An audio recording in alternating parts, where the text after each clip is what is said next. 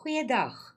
Ons kyk in hierdie les na die eerste gedig, Testament, deur Kobus Lombard. Kom ons spring dadelik weg. Waaroor gaan hierdie gedig? Wat belangrik is om te weet is, wat is 'n testament? 'n Testament is your last will and testament. Dis 'n wettige dokument, which means it is a legal document, wie jou aardse besittings erf wanneer jy sterf. So,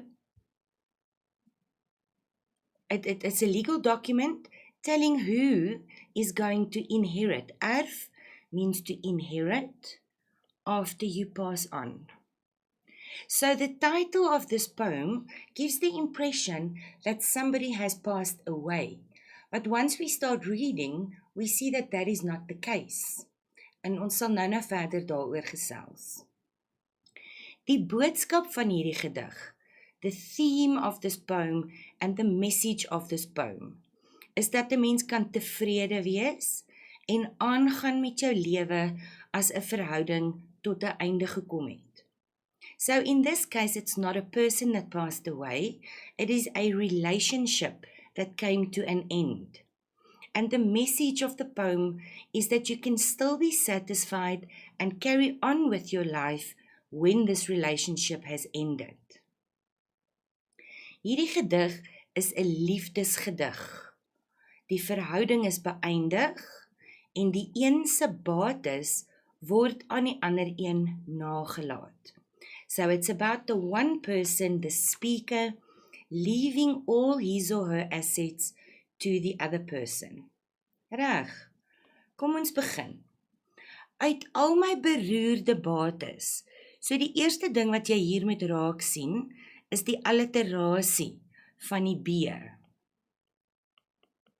Die alliterasie, en dit beklemtoon hierdie twee woorde. It emphasizes these two words. So what you need to remember about this, hierdie noem ons 'n oxymoron. And this happens when we have two contradicting things standing next to each other. As ons kyk na beroerde, so beroerde is 'n woordspeling. It is a play of words on the context roerende. Now, roerende bates is an accounting term for movable assets, as in furniture or things that you leave behind to other people. Maar nou maak hulle hierdie roerende bates beroerde bates. And beroerd means something that is bad. Dis iets wat sleg is. Maar bates is iets positief.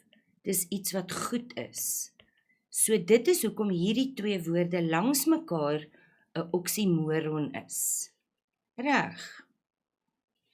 Die jou waarvan hy hier praat, is die gewese liefde. So this is the person that he was in a relationship with. My of ek is die spreker, the speaker in the poem. Nou kry ons 'n dubbelpunt hier, en die dubbelpunt sê vir ons, daar volg 'n lys van dinge, wat hy aan hierdie persoon gaan bemaak, en wat hy aan haar gaan nalaat. So what does he leave her?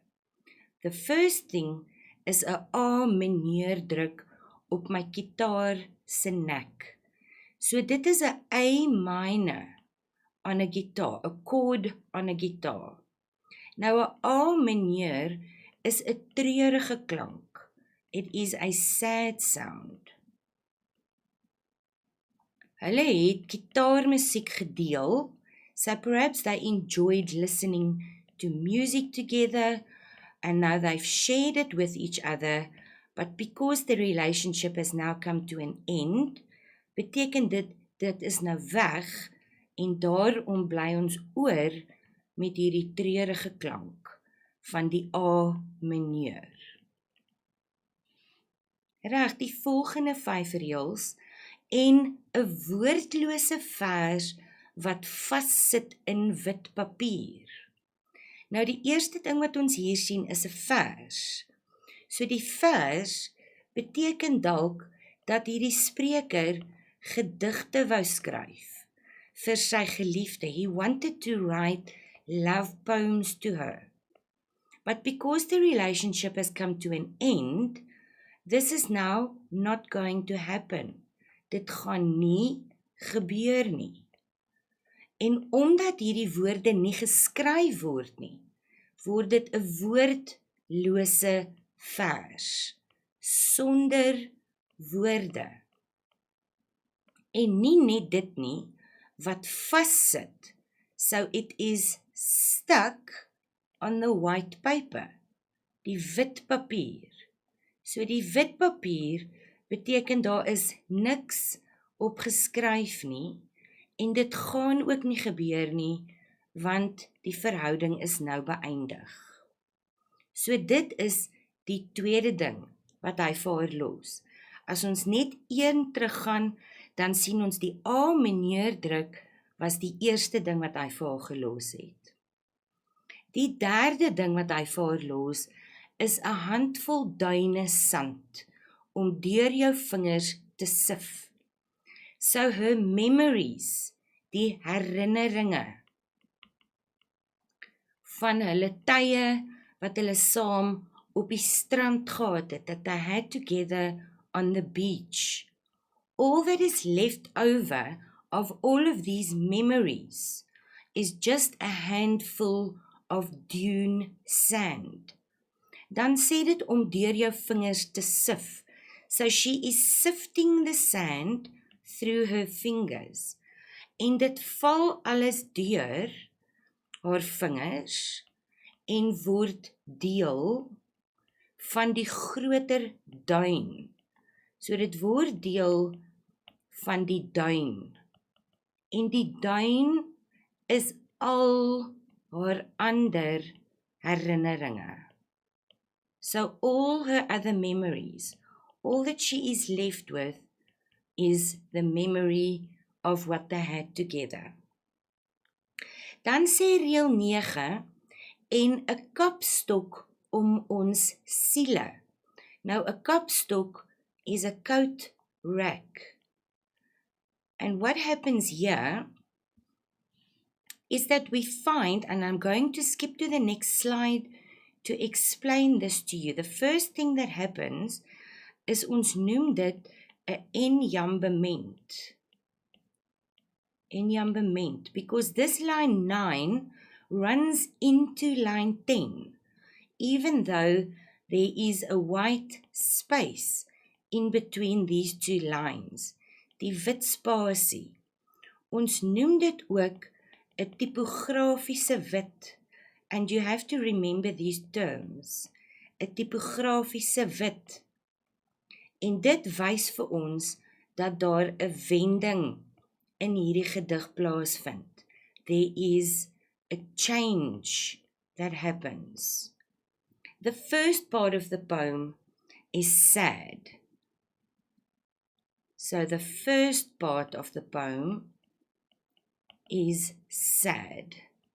And then in the last 2 lines, the satisfaction comes through, that you can still carry on with your life and you can be satisfied even though the relationship has come to an end. Tevrede. Hierdie woordjie soos sê vir ons, dit is 'n vergelyking, want die siele word vergelyk met hoedens, reg? Soos wat julle gesien het in die vorige reël, om ons siele tevrede soos hoedens, reg? Langs mekaar te hang. So they keep their good memories, and even though this relationship has come to an end, they are still satisfied and they are hanging on to their memories. They are preserving their good memories. Reg.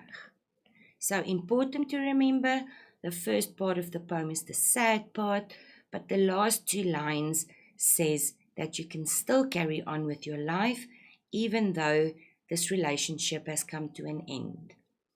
Please go through these notes slowly and make sure that you understand all the concepts. Pause and go back and see where you get stuck. Dankie.